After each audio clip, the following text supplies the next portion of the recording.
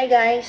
So, binigyan tayo ng pasalubong galing Pinas. So, bubuksan natin.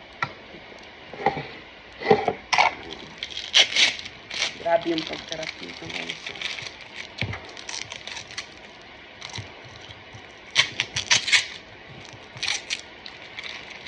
Look at that. Wrap and sealed with a tape. We'll use scissor so that it's easy for us to open it. So, ito na siya guys. Nabuksan ko na. It's bagoong. Pero frozen pa siya. So, yan. Sarap.